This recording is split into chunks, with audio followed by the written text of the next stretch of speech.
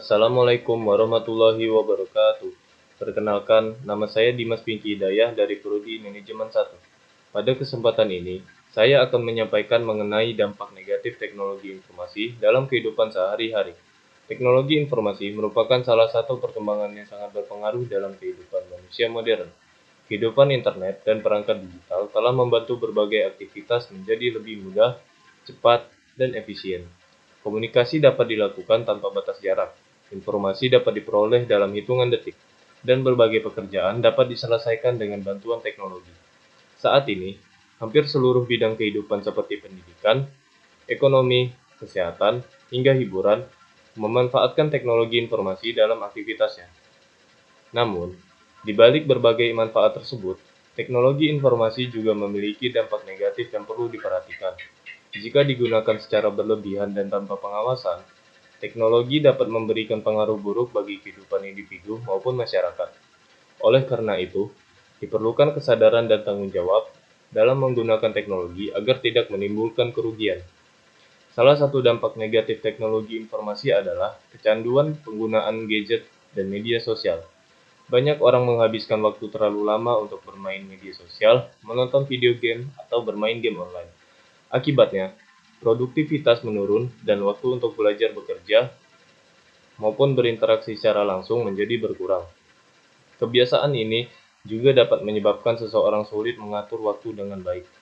Bahkan, tidak sedikit pelajar yang mengalami penurunan prestasi karena terlalu fokus menggunakan telepon genggam dibandingkan belajar. Selain itu, penggunaan teknologi secara berlebihan dapat memengaruhi kesehatan fisik dan juga mental. Menatap layar perangkat elektronik terlalu lama dapat menyebabkan gangguan mata, sakit kepala, kurang tidur, dan berkurangnya aktivitas fisik. Kurangnya aktivitas fisik juga dapat meningkatkan risiko berbagai masalah kesehatan, seperti kelelahan dan gangguan kebugaran tubuh. Dari sisi mental, media sosial dapat menimbulkan rasa cemas, stres, dan rendah diri akibat kebiasaan membandingkan diri dengan kehidupan orang lain yang terlihat lebih di internet. Banyak orang hanya menampilkan sisi terbaik kehidupannya di media sosial, sehingga dapat mempengaruhi kepercayaan diri orang yang melihatnya.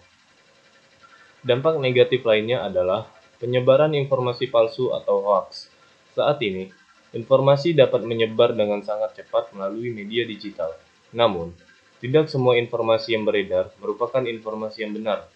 Banyak berita palsu yang dapat menimbulkan kesalahpahaman, kepanikan, bahkan perpecahan di masyarakat. Jika masyarakat tidak berhati-hati dalam menerima informasi, maka berita palsu dapat dengan mudah dipercaya dan disebar kembali. Oleh karena itu, penting untuk memeriksa kebenaran informasi sebelum membagikannya kepada orang lain. Teknologi informasi juga meningkatkan risiko kejahatan cyber seperti penipuan, pencurian data, dan peretasan akun. Banyak pengguna internet yang masih kurang memahami pentingnya menjaga keamanan data pribadi. Contohnya, masih banyak orang yang membagikan informasi pribadi secara sembarangan di media sosial atau menggunakan kata sandi yang mudah ditebak. Hal ini dapat dimanfaatkan oleh pihak yang tidak bertanggung jawab untuk melakukan tindakan kriminal yang merugikan banyak orang. Selain itu, penggunaan teknologi yang berlebihan dapat mengurangi interaksi sosial secara langsung. Banyak orang lebih sering berkomunikasi melalui media sosial dibandingkan bertemu dan berbicara secara langsung. Akibatnya, hubungan sosial menjadi kurang erat dan kemampuan komunikasi tatap muka dapat menurun. Dalam lingkungan keluarga, misalnya, penggunaan gadget yang berlebihan dapat mengurangi waktu kebersamaan dan interaksi antar anggota keluarga.